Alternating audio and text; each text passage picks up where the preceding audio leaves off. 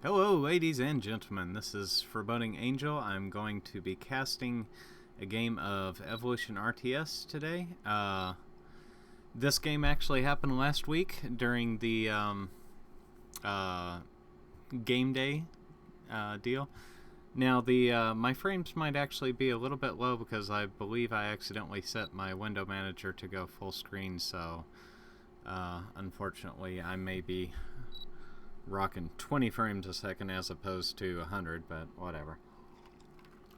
No big deal. This game will be between Ikiniz and TheMooseIsLoose, also known on the forums as the YAK. He actually created this map. It's called Onyx Canyon. I'm sorry, Onyx Cauldron. My apologies. It's a really cool map. It's got a lot of neat areas. And you can see it's surrounded by these ridges and these pools and everything. The pools are really great for amphibious units because you can hide them in the pools, and so when hovers go over them, all of a sudden they're getting killed and you're like, what's going on? And these cliffs are great because you can use all-terrain units and go over the cliffs and kind of backdoor them. And this game should get started pretty soon. Unfortunately, unless anything has changed, nope, it hasn't. Spring 94.1 will not allow you to pause replays, so this will be pretty much a one-off. Now, as soon as these guys decide to get underway, let me speed this up a bit. I'm not sure what the holdup was. Like I said, this happened last week, so I'm... okay. There we go. Apparently they're wondering why the game hasn't started yet. Here we go. Okay, so we've got up in the top left-hand corner, we have Ikiniz, and in the bottom right corner, we have TheMooseIsLoose. Now, it looks like Moose is going to be starting with 3 mexes. Ikiniz is going to be starting with 3 as well. This is actually not a very good way to start out, because essentially you need your starting income to be high enough so that you don't stall.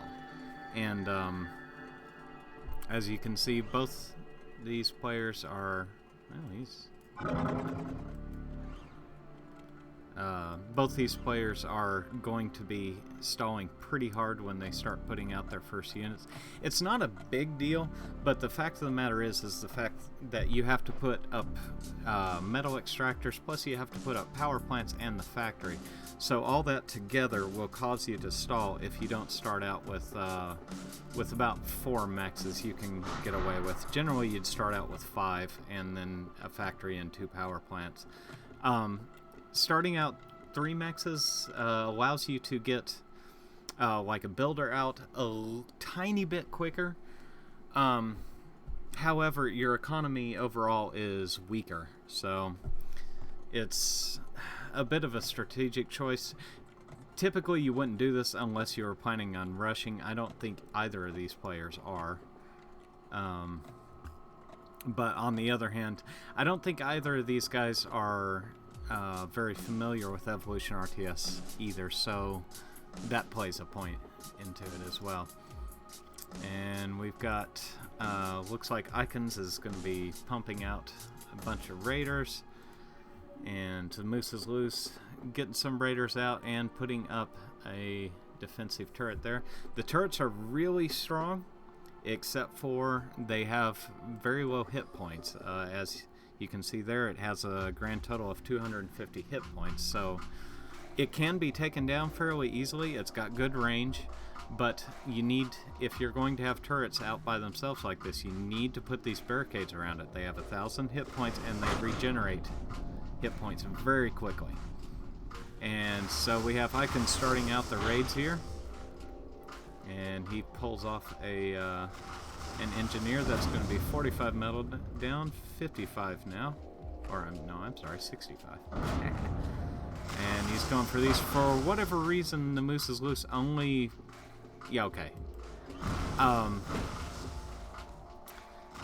going to be jockeying for position here. The Moose should really be hanging around this turret with these tanks up front. We've got him going around back. Oh, his tanks are focusing down the mechs. That's not a good idea. Yeah. If you're in a situation like this where you have less Raider tanks than your enemy, you really should stick around your turrets if you have one, because that turret, especially with these barricades here, will keep you alive very quickly. I mean, if your enemy runs into the range of these, he's going to lose units like crazy. Light tanks have pretty much no chance of pulling down these barricades. And so it looks like Ikiniz is still massing up kites. And as long as he plays smart and baits these units out, he can keep getting free kills. Now, one thing the Moose could be doing is going and collecting all these energy cores, which looks like he's going to be doing either on purpose or inadvertently. I can't exactly tell. Ikiniz going to go around the side, pick up a free mechs, and right now the Moose should be using his EMP in order to... looks like he tried there, but didn't have a whole lot of luck. Now, the EMP cannot be used in water, so that's something to keep in mind. And looks like Ikiniz is going to pull back a little bit. He is still massing Raiders. Now, he does have a Pyromaniac and a Spas thrown in there, too. So the Pyromaniac is a Flamethrower Raider, and the Spas is an EMP Paralyzer tank. A little redundant there, but whatever. Essentially, it shoots a large bolt of light in a line, and it'll paralyze anything in that line. Now, it's extremely good versus smaller tanks like these little light tanks and everything. Versus the armored units, it's not very good. In numbers, they can be effective, but in small numbers, not so much. Now, it looks like Ikiniz is going to be losing net force there, but at the same time, Moose is going to be getting hit here. Now, if the turret does not focus down the Pyromaniac, the Pyro will be able to take down these barricades. Doesn't look like he's doing any sort of focus firing there. And so he's going to come out on the short end of that. Unfortunately, Ikiniz may lose his entire force here if these Spas are able to get into position, which it looks like they won't. Now, if the Moose were to EMP, which he can't, he does not have enough energy, it requires 50. If he were to EMP, his turret would take out all of those units. And unfortunately, Moose's energy economy is just way too low right now. He has a grand total of 5 energy incoming, and that is not enough to support this turret, nor even his Overseer. You can see there it's got the attack command, but it cannot fire that EMP because it is too low on energy. Now, if you look here, Ikiniz has spread pretty much all over the map. His energy economy is doing great. It's still a little bit low, but he's got 16 income, which is quite a bit. It's enough to power this army. He's using mainly small units, so right now he can get away with that. Once he gets into the higher tier units, he's going to have a lot of trouble. He really needs to expand that out. And looks like Moose is really on the back foot here. He can actually win this if he plays smart. For example, the next time Ikiniz moves in like that, he needs to EMP these units right here, and his turret will clean up all of them. It's free kills, it's free money, because every time a unit dies, it drops an energy core. That's worth +5/+5 metal and energy, so...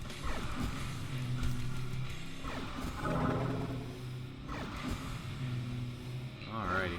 And Ikiniz is still sticking to these low-tier raiders, which in this particular instance is okay. Normally it would not work out very well for him. Oh, he's going to lose his commander, which he'll get the EMP off, but when your commander dies, your overseer, it EMPs everything, including your own units. So, that is not good. Right there he's asking if it needs energy. Yes, it does.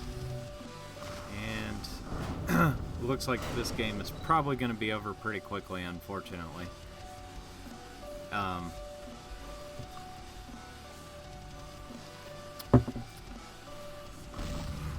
Looks like Ikiniz is going to sit back and just shell the barricades. And there you go, there's that turret down. So pretty much now he can just move in and lay waste.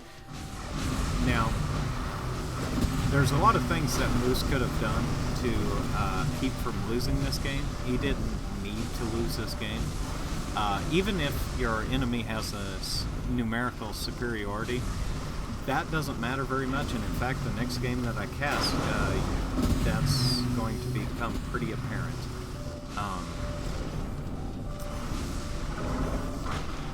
But also, Moose's energy economy simply can't put up with this. There's no way. These turrets cost way too much to fire, and he simply can't support the amount of energy output he has going on, whereas Ikiniz has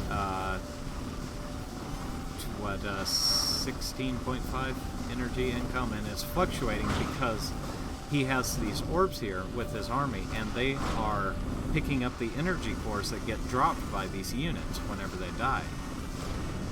It's also having the effect of when his army is out of combat, it is healing them for 10 hit points per second when they're out of combat. So,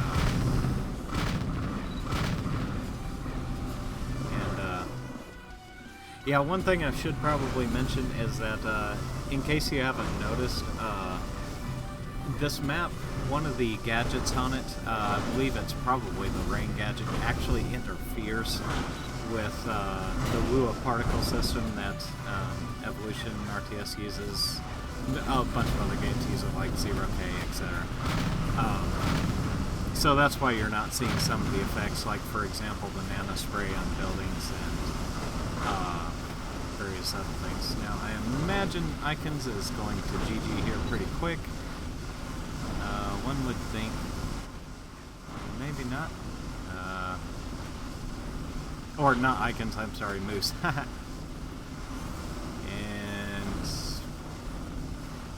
here we go.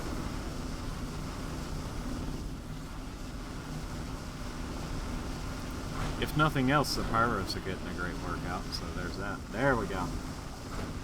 And there's the GG. So, good job, Ikiniz. And next game coming right up as soon as I grab the replay for it.